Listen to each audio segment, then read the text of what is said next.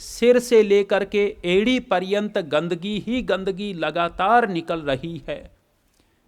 इसलिए वातावरण की शुद्धि की जिम्मेदारी ऋषियों ने किसकी लगाई?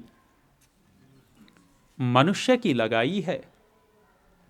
गाय के लिए उपदेश नहीं किया कि बहन तू हवन कर लिया कर।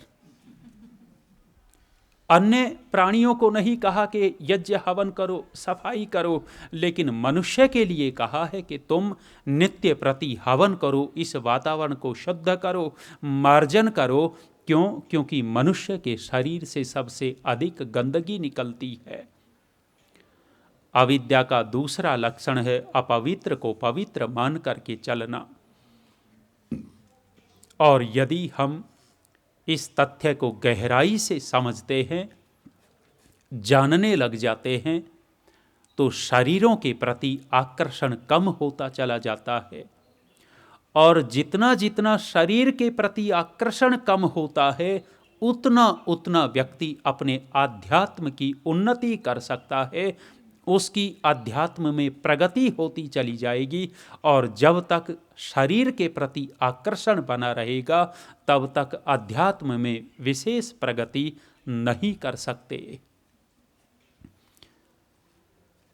अनित्य, अशुचि, दुख, दुख को सुख मान करके चलना अविद्या का तीसरा लक्षण।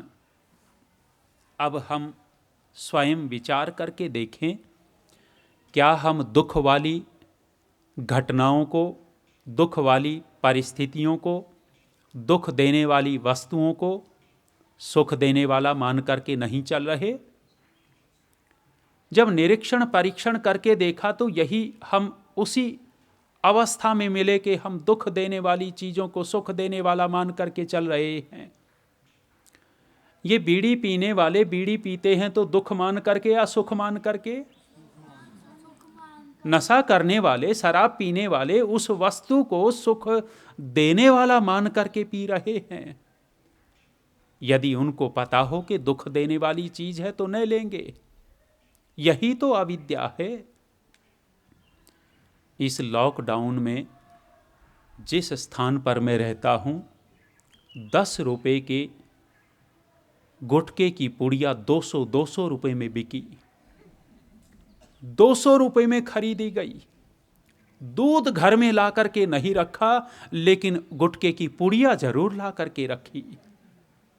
कितनी बड़ी अविद्या है कि जो भयानक दुख देने वाली चीज है, उस भयंकर दुख देने वाली चीज को सुख देने वाली मान करके खा रहा है, ले रहा है।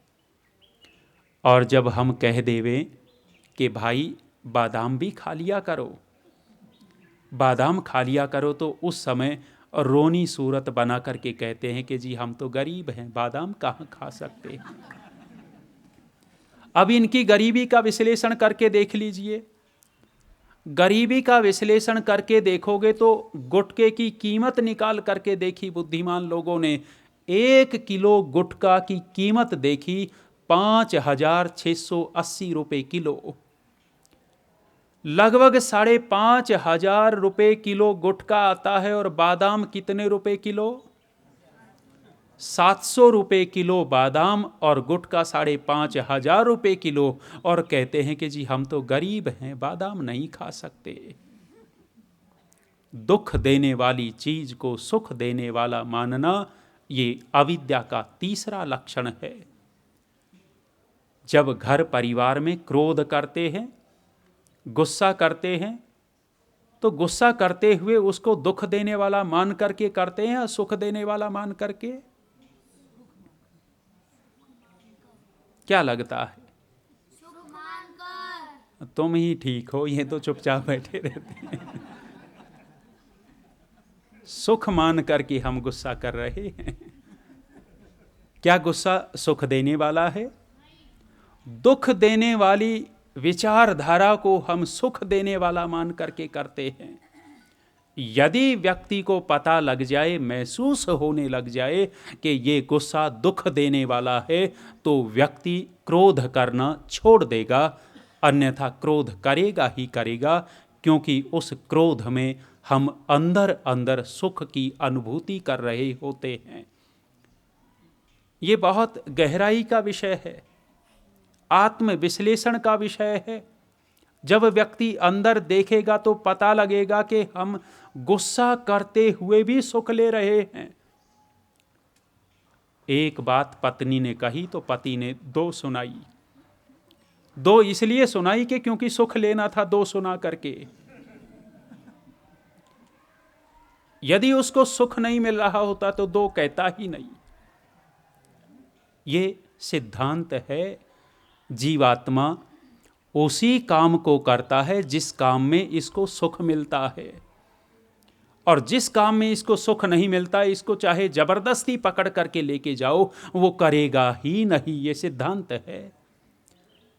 दुख देने वाली चीजों को, दुख देने वाली विचारधारा को सुख देने वाला मान करके करना, ये अविद्या का तीसरा लक्षण है।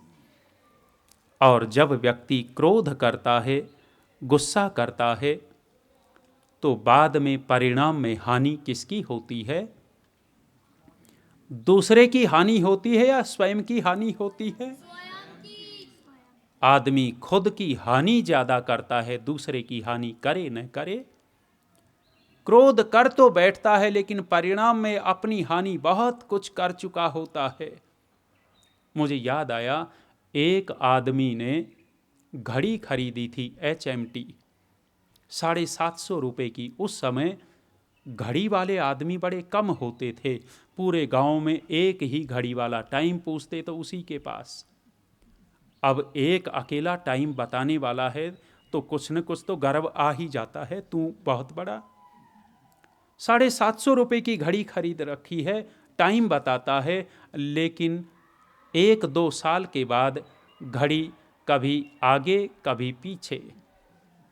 घड़ी को मिलाता है, टाइम ठीक करता है, फिर 2-1 दिन के बाद फिर घड़ी संतुलन खो जाती है, कभी टाइम आगे बताती है कभी पीछे बताती है। इसको गुस्सा आ गया। किसके ऊपर? पत्नी के ऊपर गुस्सा नहीं आया, बच्चों पर गुस्सा नहीं आया, इसको जड़ वस्तु पर गुस्सा आ गया। जड़ वस्तु पर क्रोध कर दिया, और क्रोध इतना आ गया इसको कि बाहर गया हुआ था, जल्दी से घर लौटा। घर लौट करके पत्नी को बुलाया और बुला करके कहा कि घर में अमाम दस्ता है, अमाम दस्ता जिसमें आप सिलबट्टा लोहे का होता है उसमें कूटते हैं। पत्नी ने विचार किया कि शायद कोई दवाई ववाई चूर्ण कूटता होगा। पत्नी ने ला करके सामने रख दिया। देवता ने 750 रुपये की घड़ी निकाली, उसमें डाली और कूटना शुरू किया कि टाइम ठीक नहीं देगी, देखता हूं टाइम ठीक नहीं देगी। क्रोध किया, और क्रोध में हानि नुकसान किसका किया? अपना। लेकिन सुख मान करके किया है, दुख मान करके नहीं किया। अविद्या का तीसरा लक्षण है, जो दुख देने वाली चीजें हैं उनको सुख देने वाला मानना, ये अविद्या का तीसरा लक्षण हुआ। समय हो गया है, हम और चर्चा फिर करेंगे, और मुझे लगता है चर्चा पूरी तो नहीं होने वाली है। दूसरा दिन हमारा व्यतीत हो गया, कल का थोड़ा सा दिन है, फिर कभी अवसर मिलेगा तो फिर चर्चा करेंगे। बातें बहुत होती हैं, समय कम होता है, इसलिए बातों को रोकना होता है। हम समय को नहीं रोक सकते, ये हमारी विवशता है। विराम देते हैं। ओम का उच्चारण।